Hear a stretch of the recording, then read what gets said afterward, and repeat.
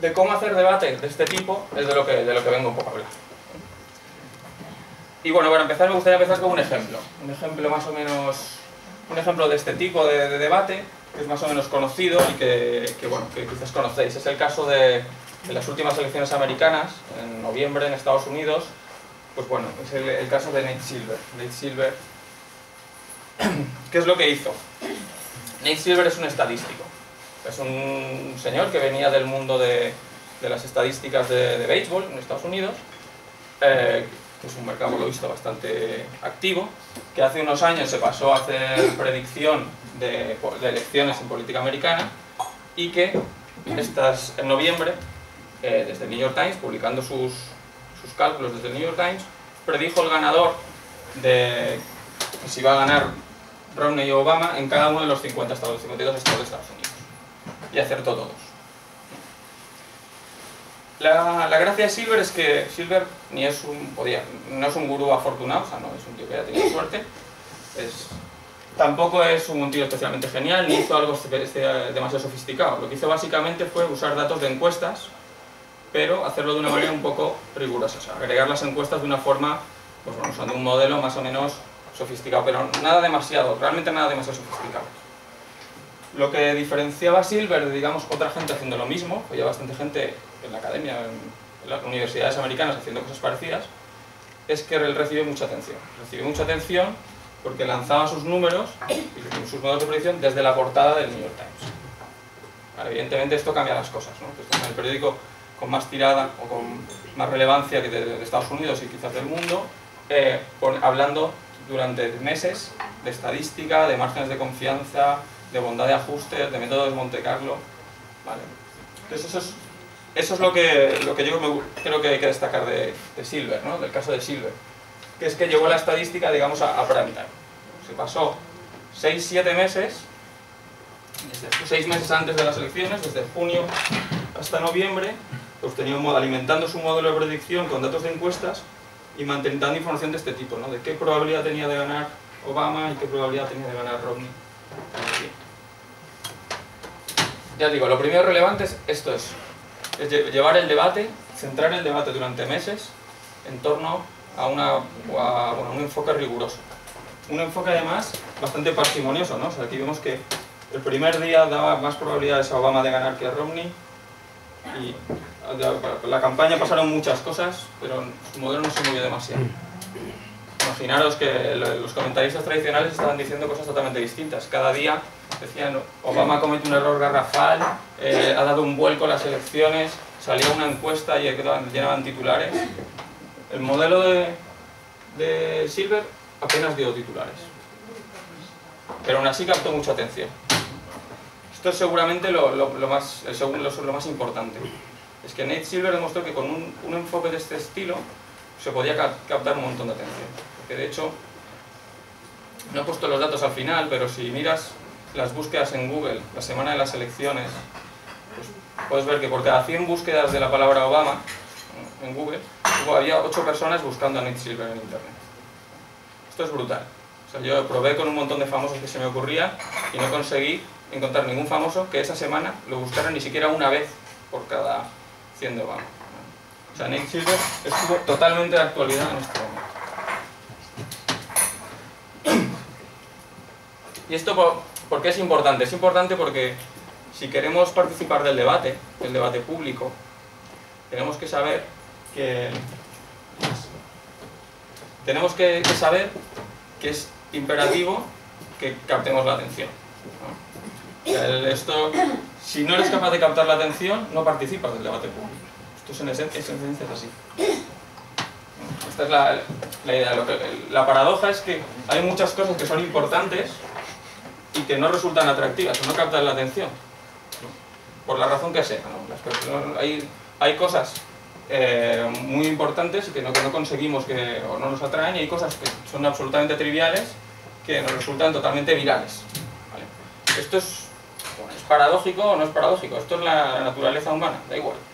Pero si queremos que se hable de las cosas importantes y queremos que el debate se encargue de cosas importantes, se encargue de lo trascendente, tenemos que intentar que las dos cosas se unan, ¿no? O sea, Nate Silver consiguió estar aquí. ¿vale? Conseguir estar haciendo cosas importantes y relevantes y a la vez siendo atractivo, no porque lo diga yo, sino porque captó la atención, ¿vale? Entonces, esta es la tensión que tenemos que enfrentar. O sea, esto no es algo no es algo a elegir. Esto es la razón por la que existe la divulgación y la razón por la que existen los medios más o menos ligeros. Y es aquí donde yo creo, o donde digamos, lo que voy a intentar ilustrar luego, es donde yo creo que los gráficos son importantes, o nos pueden ayudar. O sea, yo creo que los datos captan la atención, o por lo menos captan cierta cantidad de atención. Y creo que los gráficos aún lo consiguen más, aún funcionan mejor. Y es por eso es la razón para esto yo creo que es más o menos algo que todo el mundo acepta, ¿no? Los gráficos captan la atención, no sé. Pensad, si alguien os obligase mañana a tener que leer este paper sobre biología computacional, pues seguramente si tenemos que leer estas 2 páginas, todos empezaríamos por el dibujo, ¿no? Pues bueno, seguro, ¿no? Pues esa es la idea, ¿sabes? Se puede decir mucho, hay mucha literatura sobre la capacidad de los gráficos para captar la atención, pero no creo que haga falta mucha literatura. Es algo que está más o menos asumido.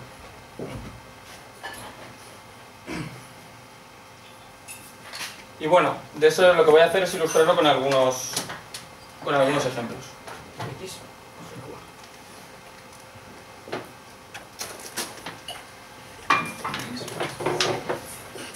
Bueno, el primero es un fenómeno muy graficable, que es el anómalo, en el sentido de asombroso, asombrosamente grande, desempleo español. Es un tema de actualidad y es un ejemplo tomado de libro. Vale, este es un gráfico habitual, ¿vale? Tenemos la tasa de desempleo desde 1991 hasta 2011. Vale, este es un tipo de gráfico que es lo que debemos llamar un gráfico que es un titular, porque tiene un mensaje más o menos claro. El gráfico nos dice que si el desempleo en la Unión Europea, que tenemos aquí en azul, suele estar o lleva 20 años en torno al 10%, bueno, pues eso significa que la mayoría de países, por ejemplo Francia, Estados Unidos, Alemania, países más bien diversos, se han movido siempre por aquí, y lo que vemos es que España desentona totalmente. O sea, no solo tenemos un paro brutal ahora, una crisis de paro brutal, sino que esto es casi una constante. O sea, si normalmente hemos duplicado holgadamente muchas veces la media del paro de la Unión Europea. Y tampoco estamos remontándonos a 1991, o sea, tampoco estamos yendo mucho más atrás. O sea, la excepción fue un periodo de casi apenas unos pocos meses en los que convergimos en la media europea. Entonces, este es un gráfico que tiene una idea, es una editorial, ¿no? Una idea, pum, y no hay más, ¿no? Hay otros tipos de gráficos que hacen otra cosa muy distinta, ¿no? Pues aquí no podéis leer, pero os lo cuento yo. Tiene la misma información, ¿vale? Pero tiene mucha más información, es un gráfico para explorar. La información que tienes para una serie de países, el primero es España, y luego son todos los países de la OCDE, desde 1980 hasta 2012, sus tasas de paro, coloreadas en función de si son un drama, como casi siempre España, o pues, unas tasas estupendas, como creo recordar que es Japón y Estados Unidos. Bueno, hay otras historias aquí de por qué tienen Suiza, Luxemburgo, Noruega, ¿no? Estos son los países que son verdes y son tradicionalmente verdes.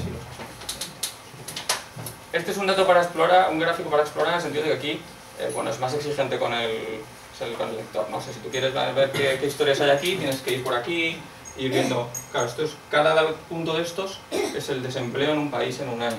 Pues hay mucho que contar ahí, hay mucho que tirar del hilo. Por supuesto se puede sacar un titular también. En este caso, cuando yo enlacé esto en Twitter, el titular que usé fue este, ¿no? Pues bueno, lista de países de la OCDE que han tenido más del 20% de paro alguna vez desde 1980. Son Grecia en 2012, la Grecia intervenida de 2012, y España en 1985, 1986, 1993, 1994, 1995, 1996, 1997, 2009, 2010, 2011 y 2012. ¿Vale? Este era el titular, eran esto. En el gráfico también se veía, era la huella más grande, era esto.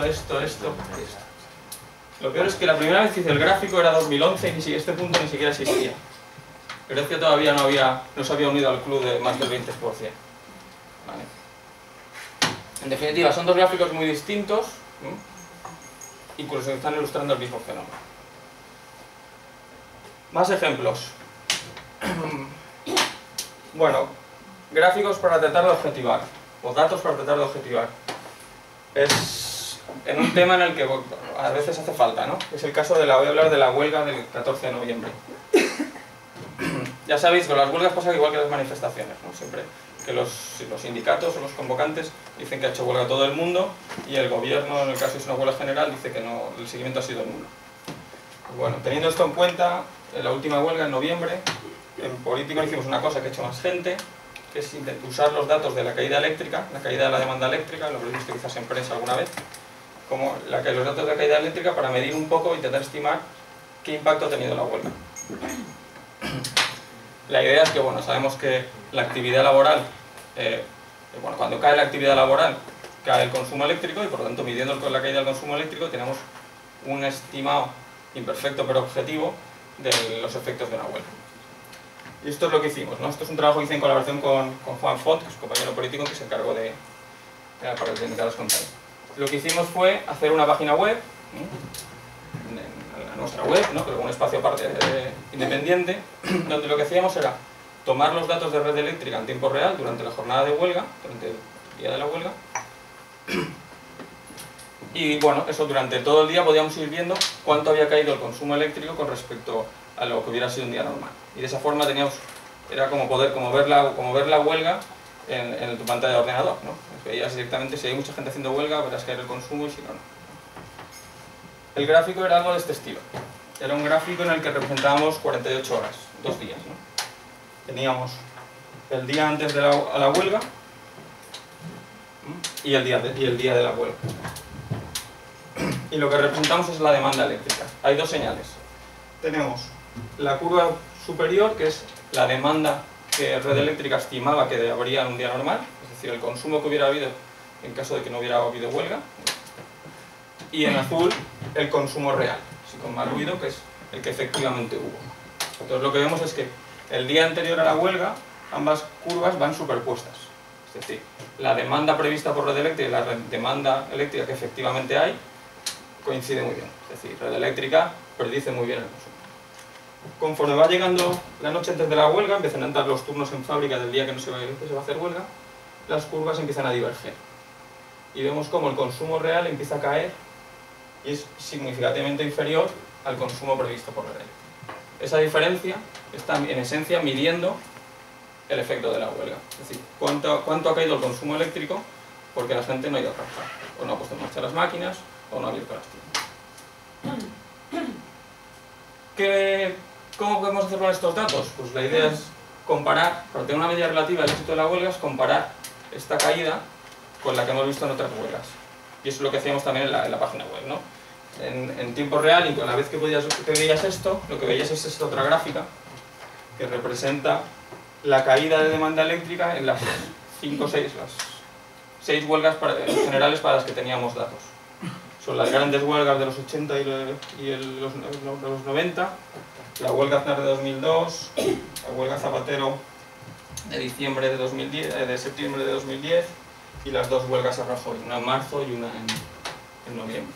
Y bueno, lo que nos decía en este caso es que la caída de demanda eléctrica que observamos en la última convocatoria fue, digamos, del orden de magnitud de las 2 últimas, la huelga de 2010 y 2012, y significativamente inferior a las anteriores.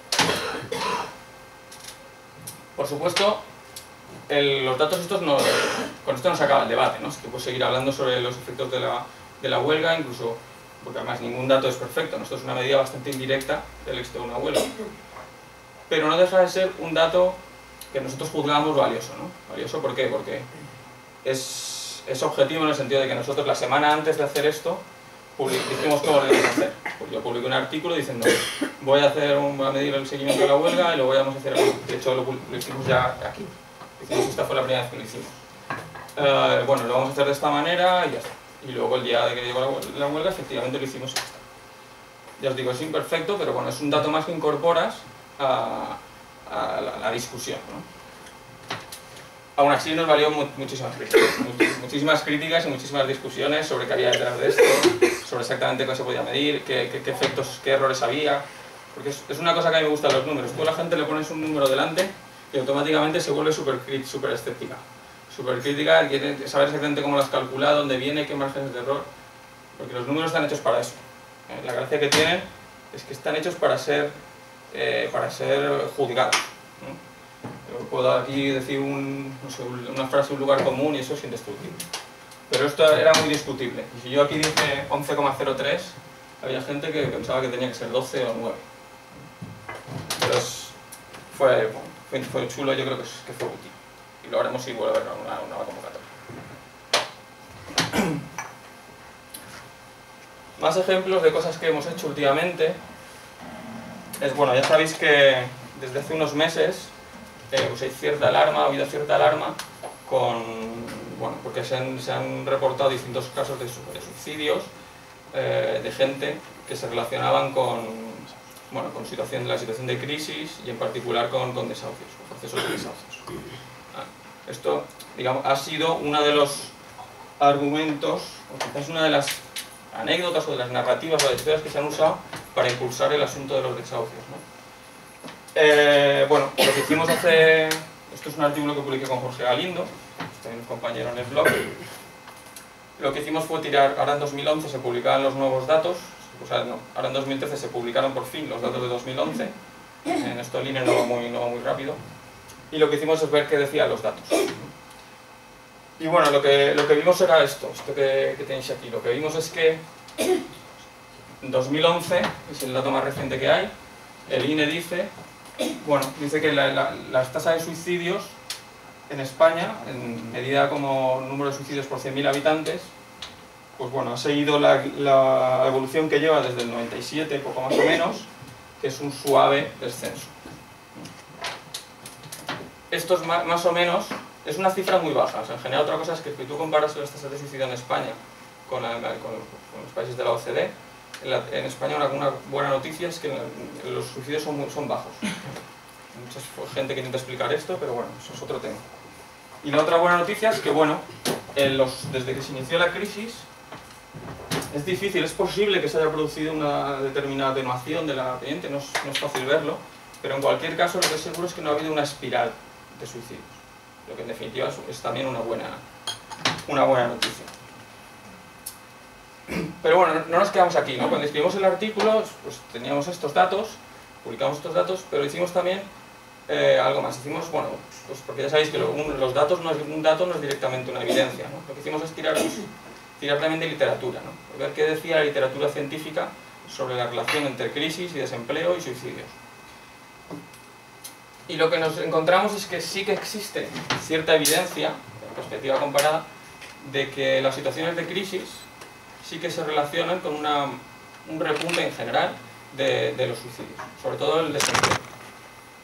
¿Vale? Entonces, esto es lo que, en cierto modo, resulta un poco paradójico. La situación es que en España no se ha vivido un repunte de los suicidios con la crisis, incluso aunque atravesamos una crisis que en desempleo está siendo brutal, como hemos visto antes, pero no está ocurriendo lo que en otros sitios sí que ha ocurrido.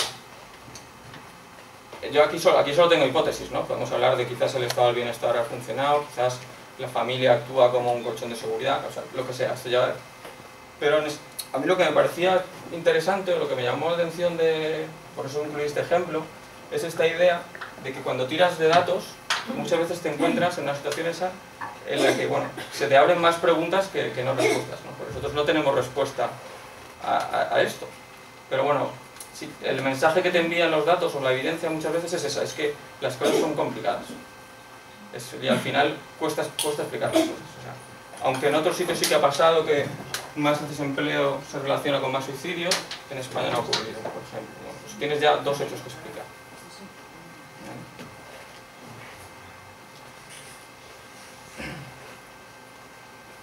Otro ejemplo, por cambiar bastante de ámbito, es, con datos se puede hablar de todo, ¿no?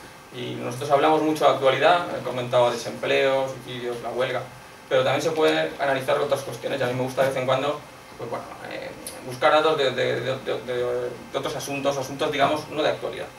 Y este es un caso de eso. Es la pregunta que lanzamos aquí era, bueno, si el siglo XX, la lista de discusión digamos un poco casi filosófica, que seguro que habéis tenido, es de si el mundo progresa. Y en concreto si el siglo XX hay que ser un siglo de progreso o no. Y digo que esto es casi una pregunta filosófica que en principio, porque no es trivial, ¿no? O sea, sabemos que en lo material el mundo, más o menos casi todo el mundo está de acuerdo en que el siglo XX ha sido un siglo de progreso, pero bueno, no está claro que por ejemplo la sociedad actual sea la sociedad más libre, o sea, una sociedad más libre que no las sociedades del cazador-recolector, o que sea más igualitarias, porque no es tan fácil. Pero siempre puedes subir a buscar datos. Y esto es lo que hicimos para, bueno, esto no está en el blog, esto es un artículo que publicamos en la revista Five, una revista que, bueno, que es un papel que sacamos hace un par de meses. Entonces, cuando busqué datos para responder esta pregunta, empecé por lo obvio, ¿no? Por lo básico, que es qué ha pasado con la riqueza. Bueno, esto es, más o menos lo sabemos, y la riqueza per cápita se ha multiplicado. Estos son una serie de países occidentales, ¿no? En Occidente, desde 1910, Estados Unidos, Suecia, España, Francia, Alemania, Reino Unido, partían de rentas per cápita de en torno a 3.000 o 5.000 dólares por persona y año, y el PIB, sobre todo a partir de la Primera Guerra Mundial, el final de la Segunda Guerra Mundial, ha aumentado de forma la riqueza se ha multiplicado más o menos por 6. En negro tenéis el caso de España, y España estuvo plana más tiempo porque pasó la guerra civil, las dos guerras mundiales, pero a partir de los 50 la renta per cápita en España aumentó mucho en los 60, los 90, 2010. Y aquí, eso es la crisis que hemos vivido pues, desde los últimos 2 años. Esto solo llega a 2010, seguramente ahora está un poquito más aquí. Pero bueno, también sirve un poco para relativizar entre comillas la crisis, ¿no? Pues la crisis ha tenido un impacto brutal, pero es mucho mejor que nos haya cogido aquí que no aquí. Entonces, ser una economía de 30.000 dólares por año es mucho mejor que no sepa aquí. Esto era más o menos esperado, y es una buena noticia. Pero hay noticias que no son tan buenas. Por ejemplo, ¿qué ha pasado con la desigualdad? Estos son datos que vemos menos habitualmente, ¿no? La gráfica lo que representa es el porcentaje de renta que está en manos del 10% que tiene más renta. O sea, el 10% más rico de una sociedad, ¿qué porcentaje de riqueza tiene? Como vemos es en 1910, estos los distintos países, los mismos de antes, Francia, Estados Unidos, España, Suecia. O sea, hace 100 años, el 10% más rico tenía en torno al 45% de la renta. Eso en la primera mitad del siglo, hasta los años 50, 60, casi hasta los 80, la tendencia fue a más igualdad. Incluso durante la guerra en ese sentido fue brutal, ¿no? O sea, la guerra distribuyó capital de una forma muy bestia, y después de la guerra, seguramente porque se pusieron en marcha impuestos progresivos y otras cosas, no se recuperaron los niveles, los ricos no se hicieron tan ricos como antes de la guerra, sino que se mantuvo, digamos, este nivel igualitario. ¿Qué pasó en los 80? Pues bueno, distintas cosas, ¿no? Que podemos luego quizás comentar si queréis, pero lo que se observa en los gráficos es que el caso de Estados Unidos lo conocemos porque hemos estado actualidad estos días. Desde los 80 hasta ahora, en Estados Unidos la desigualdad ha aumentado de forma muy considerable. De hecho, ha pasado de sus mínimos históricos a estar casi en sus máximos históricos, en niveles de 1910. Lo curioso es que eso tenemos asumido que eso pasó en Estados Unidos, pero no solo en Estados Unidos. Por ejemplo, en Suecia, Suecia, que es, digamos, una sociedad muy igualitaria, porque tenemos como un mito de que es una sociedad muy igualitaria, y efectivamente lo es, pero aún así, desde los 80 hasta hoy, también ha subido un aumento de la desigualdad. Sí. Quizás hay algo que explica el aumento de la desigualdad en Estados Unidos y también en Suecia, que en muchos aspectos son antagónicos. Bueno, pues esa es la historia. La historia es, somos cada vez más ricos, no somos cada vez más sociedades más igualitarias. El fluctuar, el resultado no ha sido tan bueno. Pero digamos para esto ya a nivel personal, yo creo que lo que decide la balanza son estos datos. Son los datos de esperanza de vida. Bueno, aquí se ve regular, pero lo que veis que si vemos los mismos países, los países occidentales, en 1910 la esperanza de vida estaba en torno a los 50 años. A pesar de la Primera Guerra Mundial, que en algunos países los lleva casi a los 30 la esperanza de vida, Primera Guerra Mundial, Segunda Guerra Mundial, hoy la esperanza de vida en Occidente está en torno a los 80 años, casi cerca de los 80 años. O sea, la progresión ha sido clara y, digamos, guerras mundiales aparte, imperturbable. Y lo mejor es que esto no solo ha pasado en Occidente. La transición de la salud, como se llama este fenómeno, porque empieza antes, esto empieza en el siglo XVIII, se ha producido en todo el mundo. O sea, si la esperanza de vida en 1960 en el mundo era unos 48 años, hoy está en torno por encima de los 60, según datos de la OMS. Y ha pasado en todos los continentes. En Asia ha sido brutal, pero el crecimiento, pero incluso en el África subsahariana, que es la región más en media, más desfavorecida, pues también ha mejorado su esperanza de vida. Y este seguramente es este dato es seguramente, bueno, para mí, pero es el logro más importante de los últimos igual 200 años, ¿no? O sea, podemos discutir muchas otras cosas, son discutibles, pero yo creo que es casi indiscutible que el hecho de que la gente viva más a todas luces es positivo. Y bueno, no voy a parar en este otro gráfico, pero básicamente refleja lo mismo. Esto es la esperanza de vida, la esperanza de vida en 1740 y en 1996 en función de la edad. Y aquí se ve una cosa brutal. En 1740 son datos de Francia, coger como una referencia. En 1740 la esperanza de vida al nacer de un niño era de menos de 30 años. Y hoy es 80, supera los 80. Son cada más datos de niñas y de mujeres, se usan normalmente para comparar. Es brutal, porque además lo brutal no es solo eso, lo brutal es que esta es la curva de hoy, ¿no? Que es la que tenemos todos interiorizadas, que uno nace y cada día su esperanza de vida es menor. O sea, cada día que tú consumes es un día que no vas a vivir. Eso yo creo que tenemos todo interiorizado. Es una curva monótona decreciente, ¿no? Yo nazco y cada vez tengo menos, mi esperanza de vida es menor. Esto que tenemos, yo creo, grabado un poco a sangre, es un fenómeno nuevo para nuestra especie. O sea, en 1740 un niño tenía menos esperanza de vida que un adulto de 10, 15 o 20 años. ¿Por qué? Porque la mortalidad infantil era brutal.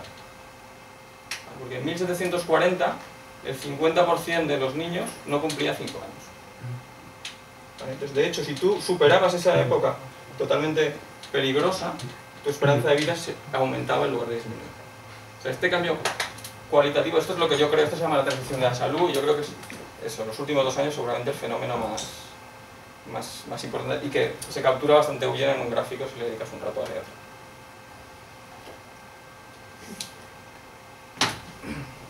Pero bueno, hay muchos más ejemplos en los que no me voy a parar, voy a pasar rápido, pero bueno, la idea es que se pueden hacer gráficas también de chorradas, ¿no? O sea, yo he hecho gráficas, por ejemplo, de si los futbolistas mienten respecto a su altura, ¿eh? Y si los futbolistas mienten respecto a su altura sistemáticamente. Tú coges datos de futbolistas y por alguna razón no hay futbolistas que miden 1,79.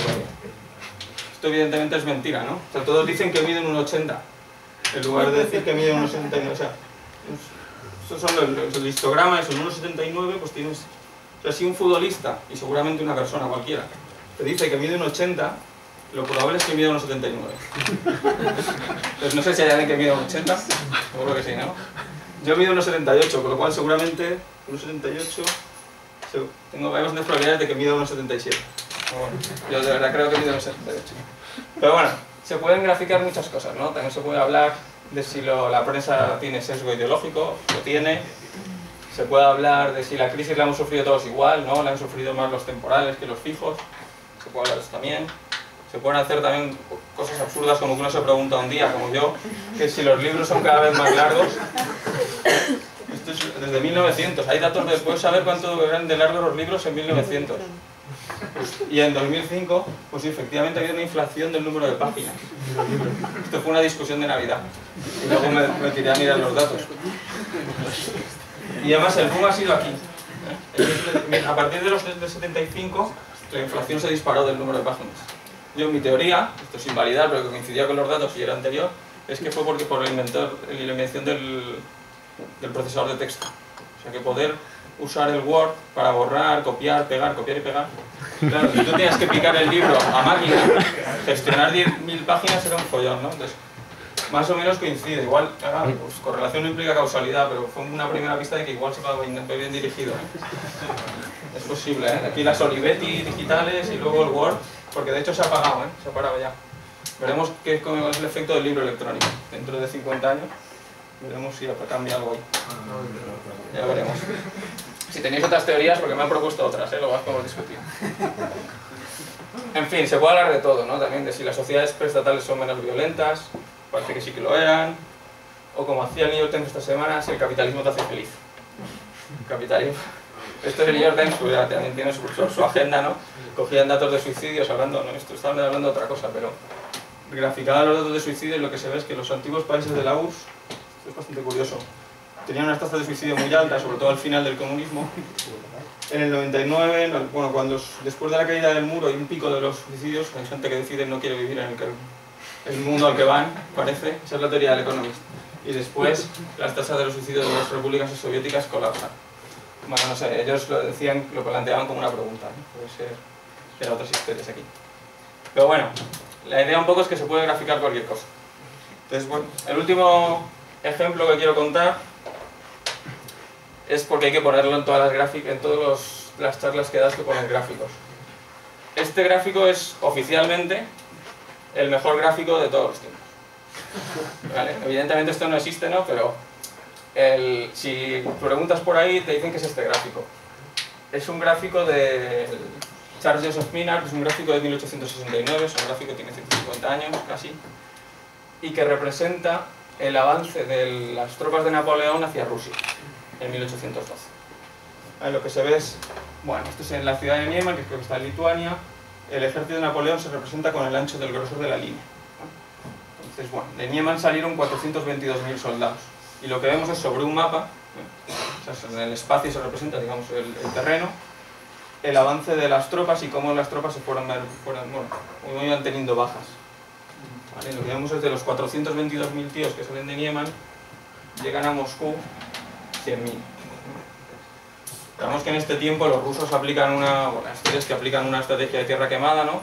Van dejando las ciudades devastadas, abandonándolas conforme avanza el ejército de Napoleón, y cuando llegan a Moscú, Napoleón están allí, la ciudad está abandonada, no tienen nada y empieza el invierno. Deciden retirarse y salen los 100.000 soldados de Napoleón, regresan hacia Nieman, y de los 100.000 soldados que abandonan Rusia por Moscú, a Nieman regresan 10.000 soldados. Son casi medio millón de personas que en 6 meses desaparecen. El gráfico es muy famoso porque tiene mucha información en poco espacio, ¿no? Dicen que hay 7 dimensiones. Tiene el tamaño del ejército, la geografía, XY. Aquí abajo no se ve muy bien, pero está la temperatura del invierno ruso en la vuelta. Bueno, y hay más información, las fechas, el tamaño del número del ejército, etc. El gráfico por eso es célebre por eso, porque recoge mucha información. 3 cosas, yo creo. Recoge mucha información en poco espacio, cuenta una historia completa, y luego tiene la propiedad que tienen los mejores gráficos, que es la capacidad de ser memorable en el sentido literal del término, ¿no? Que se queda fijo en la memoria. Es una imagen, tú la ves una vez y estos 422.000 personas que regresan 10.000, se queda, es una imagen que se queda. Pero además, a mí el gráfico esta semana me sirve para enlazar otro tema. Y es que bueno, cuando yo lo preparé esta semana, me di cuenta de una cosa, que yo tenía la creencia, o yo tenía la idea, tampoco es que yo conozca mucho el tema, pero yo pues tenía el recuerdo de que Napoleón lo que le derrotó en la campaña hacia Moscú fue el invierno. Yo tenía la idea de que el invierno había acabado con el ejército de Napoleón. Pero cuando vi el gráfico me di cuenta de que no es así, porque el invierno empieza cuando ellos están en Moscú. Y el invierno es responsable de que estos 100.000 soldados, solo 10.000, regresen a Nieman. ¿Vale? Porque aquí ya no enfrentan ningún ejército, solo enfrentan el invierno, y efectivamente de esos 100.000, 90.000 perecen por el frío, el hambre, etc. Pero por efecto del invierno. pero el grueso del ejército, 3/4 partes del ejército, murió en el camino a Moscú, que fue durante el verano. O sea, de estos 422.000, 3/4 partes, 300.000 tíos, murieron durante el verano. Y era algo que yo no sabía. Entonces es un... O sea, yo pensaba, bueno, el mito dice que no, que se fue el invierno lo que derrotó, ¿no? Pues no sé lo que fue exactamente, pero no fue el invierno porque eso ocurrió en verano. Entonces esto es el último punto que me gustaría señalar con el ejemplo, que es, sí, visualizar datos, visualizar información, es una forma de hacer la información digerible. Hacerla más fácil, hacerla más atractiva, etc. Pero no solo, ¿no? O sea, también es una forma, y que casi tiene más valor, de pensar sobre los datos, ¿no? O sea, de ver los datos en contexto, de explorarlos, de analizarlos, y en definitiva, si las cosas van bien, de aprender algo nuevo. Como en este caso me pasó con el caso de la excursión de Napoleón. Esto además tiene un corolario, que es el que me gusta a mí señalar siempre, que es que el mejor gráfico no puede ser un accesorio. ¿Vale? O sea, la idea no es, esto no es como hacer un dibujo, ¿no? O sea, no es alguien escribe una noticia y le pides a alguien que te haga un gráfico para el artículo. ¿No? O sea, el mejor gráfico es parte esencial de la pieza. Es decir, lo ideal es que la persona que hace el gráfico y la persona que escribe el texto, o sea, la obra, la haga la misma persona o la haga el mismo equipo. Y de ahí es donde salen las mejores noticias. La idea es que el gráfico y el texto es un todo. No es como cuando envías un artículo al periódico y te ponen una foto que tú ni la has visto antes, ¿eh? Y tú firmas ahí, pero bueno. Entonces la gente que hace esto bien, pues bueno, la referencia es el New York Times, ¿eh? Pero luego tienes el Economist o The Guardian, hacen cosas muy chulas también. Esta idea de gráficos que son artículos. Y luego aquí en España pues tenéis, bueno, nosotros en Politicón hacemos este tipo de cosas, pero también tienes la gente de Piedras de Papel, por ejemplo, hace cosas en política, sobre todo en temas de política con este enfoque, la gente de las gratis hablando de economía, mala prensa, bueno, mucha más gente, ¿no? O sea, es posible encontrar gente que hace estas piezas gráficas habitualmente. Entonces, para terminar, si queréis, me gustaría acabar con dos ideas, ¿no? Bueno, con dos ideas. La primera, bueno, yo soy, uno es optimista y otro es pesimista, ¿no? Yo soy oficialmente el optimista en políticos, ¿no? El optimista ingenuo, como dice Luis, pero yo milito de optimismo ingenuo. Entonces, la primera va a ser buenas noticias, ¿vale? Y es un resumen, ¿no? O sea, básicamente, lo que yo querría, ¿eh? Es un debate público más informado. Yo quiero un debate público más informado y que a la vez, pues eso, traslade o popularice una cierta actitud, una actitud analítica, por decirlo de alguna manera, que es una actitud científica, que para mí es, pues bueno, que seamos más curiosos, más constructivos, pues eso, rigurosos, escépticos, todas estas cosas. Por eso a veces es tanto qué temas tratas y también cómo los tratas. O sea, se pueden tratar temas serios con rigor o temas absurdos con rigor, que eso también es útil, ¿eh? Porque un tercer punto importante es que no puedes renunciar a intentar entretener, porque si no eres capaz de entretener o de ser mínimamente atractivo, no vas a participar del debate porque nadie va a leer lo que escribes. Y bueno, como creo que ha quedado claro, creo que datos y gráficos pues es una forma de conseguir esto, o puede servir en casos. Pero, y ahora viene la parte, digamos, el mensaje un poco pesimista si queréis, es que hay una evidencia que no puedo olvidar y que un poco, digamos, es peligrosa, ¿no? Que es la idea de que sí, todo esto está bien, pero lo que observamos es que la prensa o los medios de comunicación siguen dominados por la componente opinativa y en general por lo que podemos decir la identificación ideológica. Es decir, no solo dominan los medios de este tipo, sino que yo creo que últimamente proliferan. Los costes, hay que reducir costes y lo que vemos en los medios generales es que cada vez hay más opinión y cada vez hay medios que es absolutamente trivial decir qué identificación ideológica abraza. Aquí es donde lo habitual es decir que la culpa es de los periodistas, ¿no? La semana pasada salía, justo lo veríais, que los periodistas es la profesión más denostada del país, ¿no? Por delante de los políticos, que también están muy de moda. Bueno, yo creo que en esto somos un poco injustos a veces con el periodismo, o con los periodistas. Y yo lo he sido, ¿eh? Yo he escrito muchas veces criticando o señalando errores de gente y tal, ya no lo hago, ¿eh? Pero... sí, es verdad. Pero creo que es un poco injusto, ¿eh? Porque en el fondo lo que mi percepción, o lo que hemos comentado alguna vez, es que lo que vemos es que sí, la gente busca información, y busca información veraz, pero cuando las personas, cuando compramos prensa, consumimos medios, también buscamos entretenimiento, también buscamos evasión, y también buscamos gratificación ideológica. O sea, a la gente nos gusta que nos digan que tenemos razón. Eso también es verdad. Entonces creo que un poco la responsabilidad nos la tenemos que trasladar un poco a nosotros, a todos. Entonces la pregunta que a mí me queda en el aire, y que voy a dejar en el aire, es si quizás lo que... es esta frase, ¿no? Que quizás lo que la sociedad necesita, lo que como sociedad necesitamos de la prensa, no es quizás lo que estamos demandando. O sea, porque bueno, si nosotros, si en masa nos dirigiéramos mañana a consumir información de calidad, a comprarla, seguro que la gente la haría, seguro que alguien la haría, y los periodistas serían los primeros encantados de hacer. Que es un poco el mensaje, bueno, yo creo que deberíamos consumir todos más información de calidad. Y nada, pues, gracias por la atención.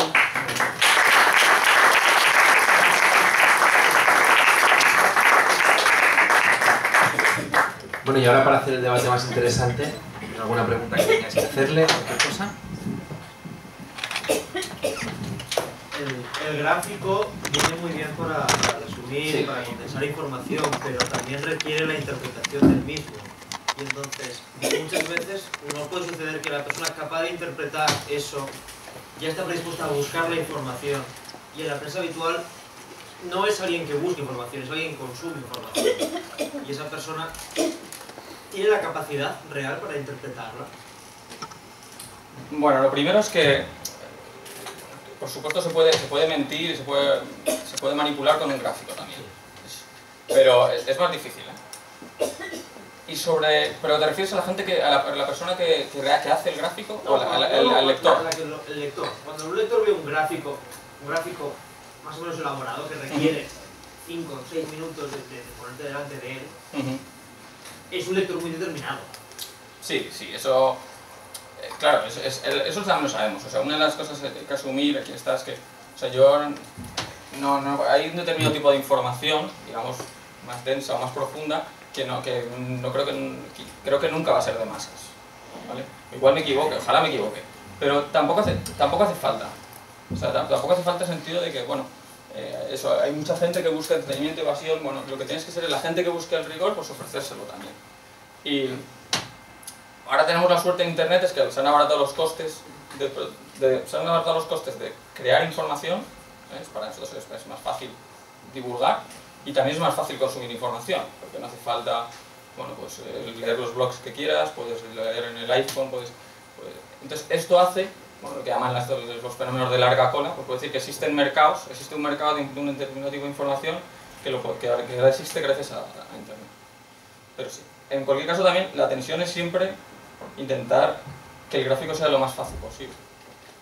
Pero es una tensión entre complejidad y dificultad, pero las cosas son muy complicadas. Yo tengo una pregunta.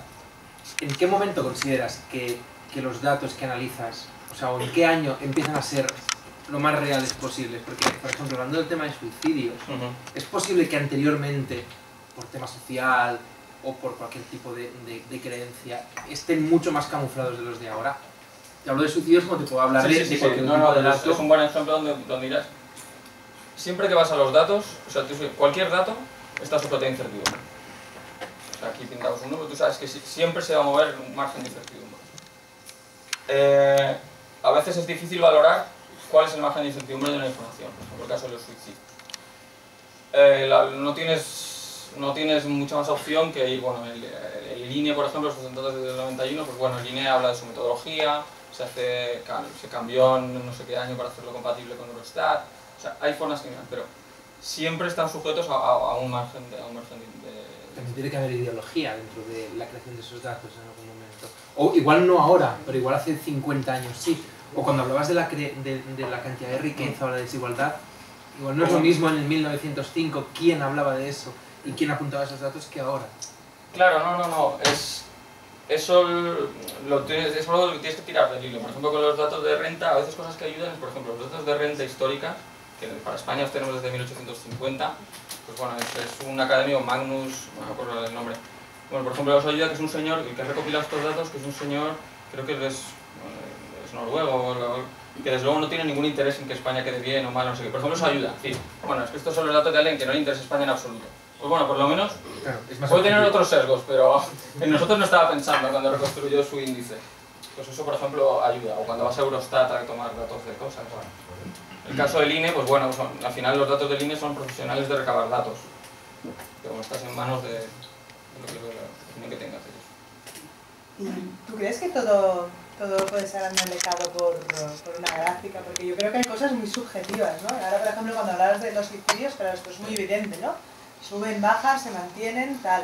Pero, por ejemplo, el estado de ánimo de la gente, sé que se puede medir el índice de depresiones diagnosticadas o el consumo, tal. Pero bueno, la impresión general, ¿no? Es que el ánimo de la gente, desde que ha empezado la crisis, ha bajado. La gente está más desanimada, está como más... Mira el consumo de antidepresivos.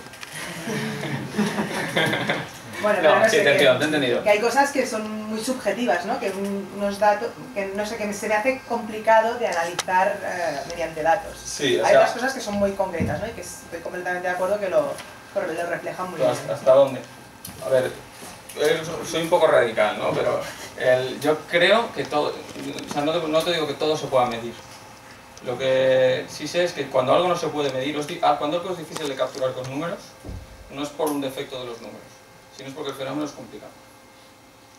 Y seguramente una alternativa al número, pues tampoco va a funcionar. Entonces, pero es verdad, es decir, por ejemplo, decir la felicidad, ¿qué es la felicidad? Vamos a medirla. Si nos sentamos aquí y no nos ponemos de acuerdo en cómo medirla, es porque no estamos de acuerdo en qué es la felicidad. Entonces, ¿eso es un problema? Bueno, no, eso es una evidencia de que la realidad es compleja. Entonces, bueno, la aproximación que hacemos en la academia pues sería, pues bueno, medir cosas que tenemos cierta relación. Y si queremos medir 5 cosas. Por ejemplo, la gente que intenta medir la felicidad, que es uno de los que quizás es el más difícil, o de los más difíciles, como un suicidio, es lo que mide, por ejemplo, es... bueno, una cosa es preguntar a la gente si es feliz. Eso ya se sabe que no funciona bien. Porque la gente no sabe decir si es... No sabe, estimar tu propia felicidad es absolutamente difícil. Entonces la gente, ahí por eso está probado, ¿no? Porque hay un experimento muy chulo que cogen a gente y le dicen, bueno, te preguntan, ¿no? Directamente, hola, ¿tú eres feliz del 1 al 10? Y tú, 7. Y luego te preguntan, ¿tienes pareja? Y tú, sí. Y yo dices, sí o no. Entonces cuando hacen ese experimento en ese orden, te preguntan primero por tu felicidad y luego si tienes pareja, la correlación es nula. O sea, la gente que tiene pareja no es más feliz ni menos feliz. Entonces luego hacen el mismo experimento preguntándote al revés. Entonces tú llegas allí y te dicen, hola, buenos días, ¿tienes pareja? Y tú, sí. Y luego te preguntan, ¿eres feliz? Y dices, 8. Porque automáticamente, y entonces de golpe aparece la correlación. Porque cuando la gente le has puesto a pensar, o sea, tú dices, bueno, yo no sé si soy feliz o no, pero cuando te acaban de preguntar si tienes pareja, dices, bueno, pero por lo menos tengo pareja. Pues tienes a inflacionar tus datos. Dices, no sé si soy feliz, más o menos bien, pero me podía tener novia. Entonces dices, un 6. Entonces, eso es la prueba que sabemos para saber que no es, por ejemplo, no medir la felicidad. Entonces, para usar métricas objetivas, con alternativas a eso, es, por ejemplo, le preguntan a la gente cuántas veces en el día le gustaría estar haciendo una cosa distinta a la que está haciendo. ¿Cuántas veces en el día piensas en ponerte en el lugar de otro? Bueno, se intenta. Pero sí, o sea, es saber que hay cosas que no podemos capturar con números es un hecho, o que es difícil, sí. Pero no hay seguramente una alternativa mejor. Yo creo, mi opinión es que no hay una alternativa mejor. Por un lado te comento esto de capturar con números la felicidad, no exactamente la calidad de vida, es una ciencia que es la Health Report de Quality of Life, que está creciendo muchísimo. Y realmente, o sea, el tema se hace con unos cuestionarios muy complejos, que tardas muchísimo en hacerlos, pero están cada vez más validados y tal. Pero por otro lado, te quiero comentar que uno de los problemas de trabajar con números es que no los tienes. Por ejemplo, no se puede hablar hoy en día de cómo está afectando la crisis de los suicidios de 2013 con datos del INE de 2011.